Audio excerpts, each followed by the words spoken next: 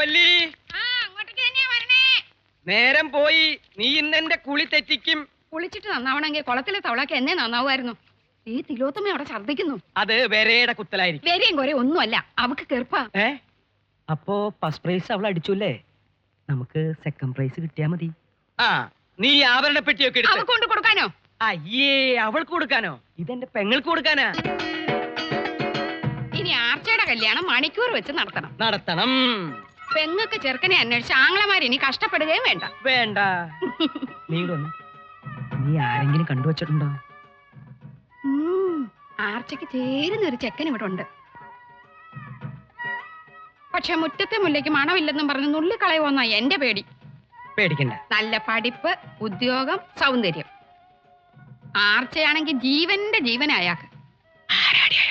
പറഞ്ഞാലറിയും ആള്.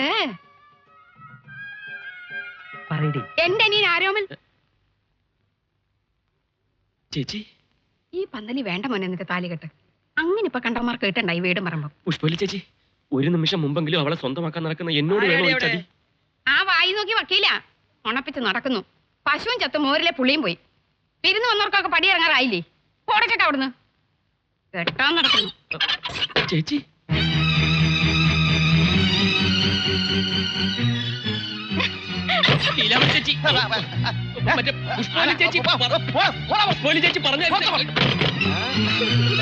ഞാൻ പറഞ്ഞില്ല ഇപ്പൊ എങ്ങനെയുണ്ട്?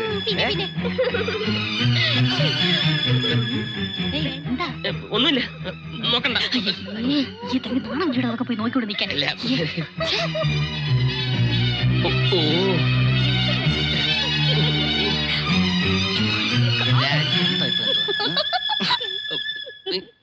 താൻ ഇത്രക്ക് തരം താഴ്ന്നു പോയല്ലോടോ.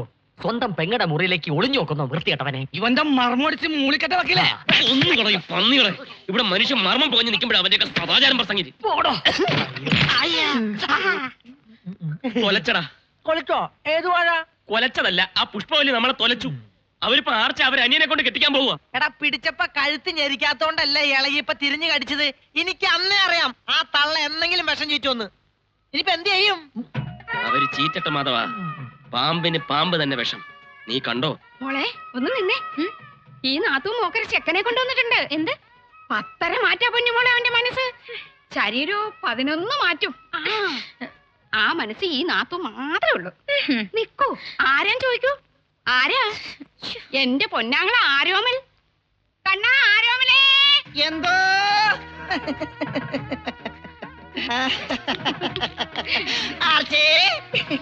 ഇതാ നിനക്കായി ഞാൻ കൊണ്ടുവന്നിരിക്കുന്ന കണ്ടോ, പ്രേമത്തിന്റെ പര്യായമായ നേന്ത്രക്കൊല പഴം. കഴുതേ അവള് പോയടാ കുരങ്ങ. പോയോ? അതെ, ആരോമലിന്റെ മനസ്സിൽ മാത്രല്ല ഏട്ടത്തി, എന്റെ അനിയന്റെ മനസ്സിലും കുഞ്ഞുനാള് മുതലേ കുടിയിരിക്കുന്നത് ഈ ആർച്ച കുട്ടിയാ. ശിവ ശിവ. ആ, എല്ലാരും കേൾക്കാൻ വേണ്ടി തന്നെയാ പറയണത്. ആർച്ച കോമലിനുള്ളതാ. കോമലിന്. കോമളാ എത്തിപ്പോയി.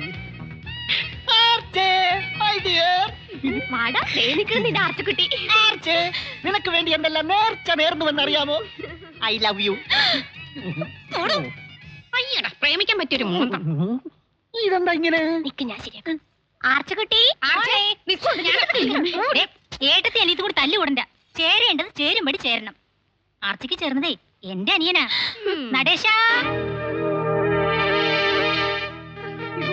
ആർച്ച എന്തേ ഇഷ്ടപ്പെട്ടില്ലേ? ഓ, ഇഷ്ടപ്പെട്ടു.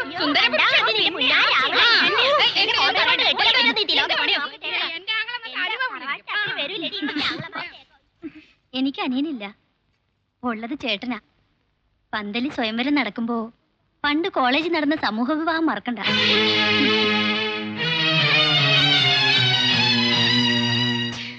കല്യാണം കഴിക്കാൻ വന്ന മരപ്പട്ടികളെ കണ്ടോ? സ്ഥിരമായിട്ട് ജീവിക്കാൻ തീരുമാനിച്ചോ അതോ പാഞ്ചാലിയിലാവോ താല്പര്യം? കെട്ടിപ്പോ നടക്കുവോ? എനിക്ക് എന്റെ പന്തലി പൊളിക്കണം. എന്റെ കഞ്ഞുകൂടി മുട്ടിക്കല്ലേ വക്കീലെ? എനിക്ക് മുട്ടാൻ പോകുന്നല്ലേ ഉള്ളൂ. എന്റെ മുട്ടി കിടക്കുവാണോ? താൻ പുറകെ വരുന്ന വീരേന്ദ്ര കുണ്ടിനോട് ചോദിക്കും. പന്തല്. അതെ, ഒന്നുകിൽ പെങ്ങള് കെട്ട്, അല്ലെ പെങ്ങളെ കെട്ടിക്ക്. എനിക്ക് എന്റെ പന്തലി പൊളിക്കണം. നിന്റെ മുളപ്പന്തലിന് വേണ്ടി കണ്ട മരക്കൊണ്ട് എന്റെ പെങ്ങളെ കെട്ടിക്കണോ? അയ്യടാ, പന്തല് പൊളിഞ്ഞില്ല. എന്താ മോന്ത പൊളിഞ്ഞു കിട്ടിയില്ലേ? അതെ, ആ മുല്ലപ്പന്തൽ അഴിച്ചു മാറ്റിയിട്ട് മരണപ്പന്തലിട്. അവളെ കെട്ടാൻ വന്ന ചെക്കന്മാരെ കണ്ട അവള് തൂങ്ങി ചാവും. എന്റെ നടേശ, ഒന്നോ രണ്ടോ പവനല്ല ചേട്ടന്മാർ ആ രമ്പയ്ക്ക് വേണ്ടി ഉണ്ടാക്കി വെച്ചിരിക്കുന്നത്. 1001 പവനാ. പിന്നെ 100 ഏക്കർ പുരയിടം, 200 ഏക്കർ പാടം, ഇതൊക്കെ അവൾക്കുള്ളതാ. താലി കെട്ടിക്കഴിഞ്ഞാ അത് മുഴുവൻ നിന്റേതായി. എന്റേതായി എന്ന് പറയാതെ എന്റേതാക്ക്. ഈ നാറിയ വായ വെച്ച അവളെ മയക്കാൻ ചെന്നാലേ മയങ്ങത്തില്ല, അവള് ചത്തുപോകും. നീ ചെന്ന് അവളിന്ന് മയക്കി എടുക്കടാ. മയക്കാൻ പിന്നെ ഞാൻ എന്താ ചെയ്യേണ്ടത്? പാട്ട് പാടണോ? അതേടാ, പാട്ട് പാടണമെന്ന് വന്നാ പാട്ട് പാടണം. തട്ടിക്കൊണ്ടുപോയി അവളെ കഴുത്തിൽ ബലമായി താലി കെട്ട, പിന്നെ അവൾ എന്റെ ഭാര്യ. അത് കൊള്ളാം, പക്ഷെ എങ്ങനെ തട്ടിയെടുക്കും? അതിന് വഴിയുണ്ട്. നാളെ അവള് കുളത്തിൽ കുളിക്കാൻ വരുമ്പോ വേറെ ആരും ഇങ്ങോട്ട് വരാതെ അടുത്ത് നോക്കിയാ മതി. ബാക്കി കാര്യം ഞാൻ ഏറ്റു. അത് ശരിയാ. ഈശ്വരാ,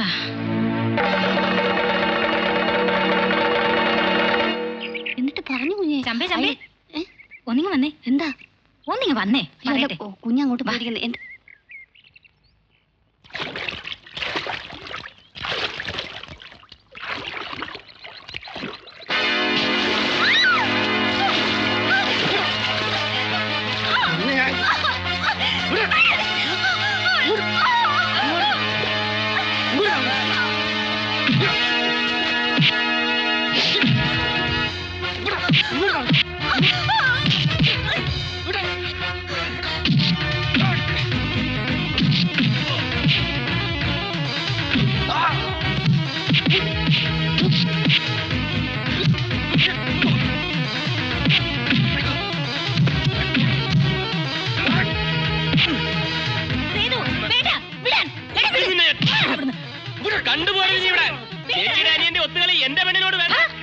നിന്റെ പെണ്ണോ? എടാ, നീ എന്ത് വിചാരിച്ചു?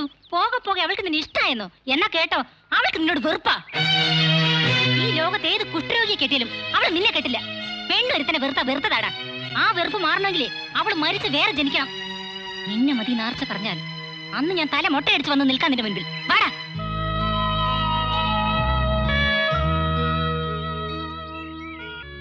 അപ്പൊ നീ പോവാൻ തന്നെ തീരുമാനിച്ചല്ലേ? അതെ, പെണ്ണൊരുത്തനെ വെറുത്താൽ വെറുത്തതാണ്. ആ വെറുപ്പ് ഇഷ്ടമാണെങ്കിൽ ഇനി അവൾ മരിച്ച് വേറെ ജനിക്കണം. ലീലാമണി ചേച്ചി പറഞ്ഞത് ശരിയാ. പക്ഷേ കണ്ണിൽ നിന്നകറ്റിയാലും എനിക്ക് അവളെ കരളിൽ നിന്നകറ്റാൻ കഴിയുന്നില്ലടാ. അകറ്റണ്ട. നീ അവളെ കരളിൽ നിന്ന് അയറ്റില്ലെങ്കിൽ അവന്മാരെല്ലാരും കൂടി നമ്മുടെ കരളിൽ കലക്കും. കരളിൽ ഉറപ്പുള്ളവന്മാര് മാത്രം സേതുവിനോടൊപ്പം നിന്നാ മതി.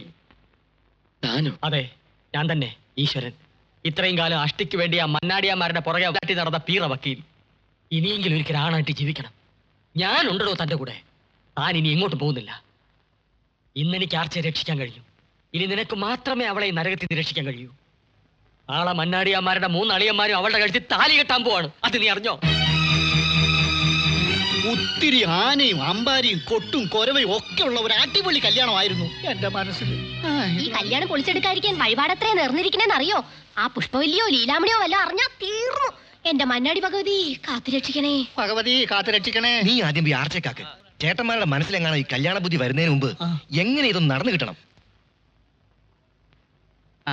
എന്താ ഇങ്ങനെ ഇരുന്ന് ആലോചിക്കണേ? ഒന്നുമില്ല വല്യേട്ടാ. എന്നാ എഴുന്നേൽക്ക്. എന്തിനാ? ഇവൻ നിനക്ക് പുടവ തരാൻ പോവാ. അതിന് എനിക്കിവിടെ ഇഷ്ടപ്പെടണ്ടേ? ഇഷ്ടപ്പെട്ടാലും ഇല്ലെങ്കിലും ഇന്ന് നിന്റെ കഴുത്തിൽ ഒരു പൂത്താലി വീഴ്ത്തി ഞങ്ങള്. എനിക്ക് ഇയാളെ ഇഷ്ടമല്ല. ഞാൻ ആരും കെട്ടില്ല. നീ കെട്ടണ്ടടി.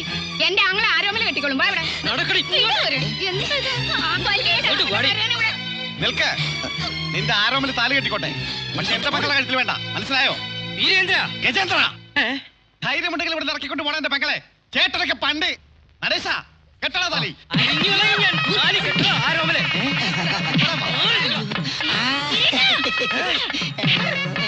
നീ എന്റെ ഭാര്യയുടെ കഴുത്തിൽ താലി കെട്ടുവല്ലടാ.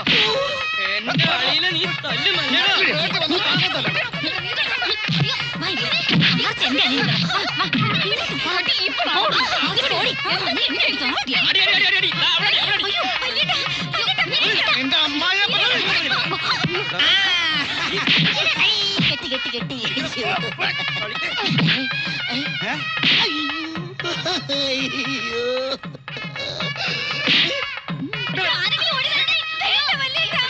നിർത്ത്. ആർച്ച നിങ്ങളെ മാത്രം പെങ്ങളല്ല, എന്റെയും പെങ്ങളാ.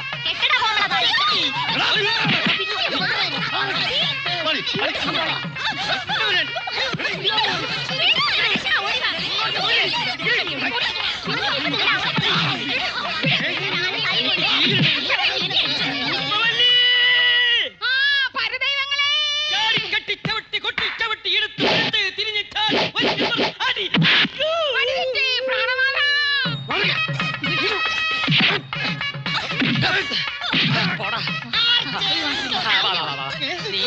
തന്നെ കെട്ടിക്കും.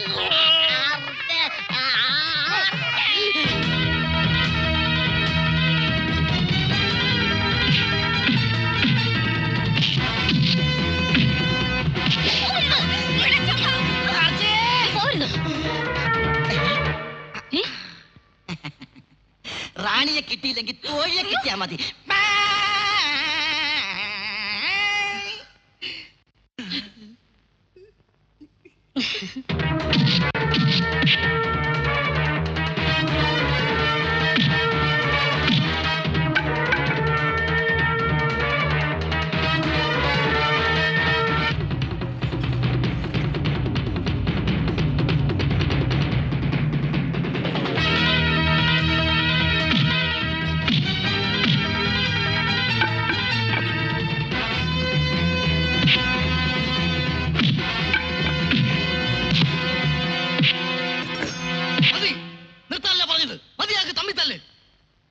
തൃപ്തിയായില്ലേ നിനക്ക്?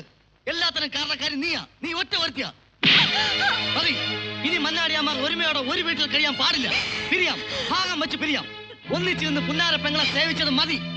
എവള് യക്ഷിയാ യക്ഷി, ആങ്ങളമാരുടെ ചോര ഒടിക്കുന്ന യക്ഷി. ചോരയ്ക്ക് ചോരയെ തിരിച്ചറിയാൻ കഴിഞ്ഞില്ലെങ്കിൽ പിന്നെ ഒരു കൂരയ്ക്ക് കീഴിൽ താമസിക്കുന്നതിൽ അർത്ഥമില്ല. സ്വന്തം കൂടപ്പിറപ്പുകൾ പടവെട്ടി തുടങ്ങിയാൽ ആ നിമിഷം ഭാഗം വെച്ച് പിരിഞ്ഞോളാൻ മരിക്കുന്ന അച്ഛൻ പറഞ്ഞിട്ടുണ്ട്. ഓർമ്മയുണ്ടോ നിനക്ക്? ഞാൻ പറഞ്ഞിട്ടില്ല. ഭാഗം വെക്കാൻ മാത്രം എന്തുണ്ട് മന്നാടിയാന്മാർക്ക്? എല്ലാം മാർച്ച് മോൾക്ക് അച്ഛൻ എഴുതി വെച്ചിരിക്കും. അവൾ അനുഭവിച്ചോട്ടെ. വേണ്ട, സ്വത്തോ കല്യാണോ ഒന്നും എനിക്ക് വേണ്ട. നിങ്ങൾ മാത്രം മതി. നിനക്കിനി ആരും വേണ്ട. നിനക്ക് തട്ടിക്കളിക്കാനുള്ള കളിപ്പാട്ടങ്ങളല്ല ഞങ്ങൾ. അത് മനസ്സിലായിക്കോ? ചെയ്തുവല്ലേ കുടുംബവക്കീൽ? അല്ല, ഞാനാണ്. എങ്കിൽ നോക്കി നിൽക്കാൻ നിലവറയിലെ പൂജാമുറി പോയി വിൽപ്പത്രം എടുത്തോണ്ട് വായിക്കണോ? വല്ല പൊട്ടക്കളോ പാറപ്പറമ്പോ ഞങ്ങൾക്ക് കാണും. പൂജാമുറിയിലേക്ക് കടക്കുന്നതിന് മുമ്പ് മന്നാടിയന്മാരെല്ലാം കുളിച്ച് ശുദ്ധമായിട്ട് വരണം. കാര്യങ്ങളൊക്കെ ഇത്രത്തോളമായ സ്ഥിതിക്ക് ഇനി പഴയതുപോലെ മന്നാടിയന്മാർ ഒരുമിച്ച് പൂജാമുറിയിലേക്ക് കടക്കില്ല എന്നുള്ള കാര്യം ഉറപ്പായി.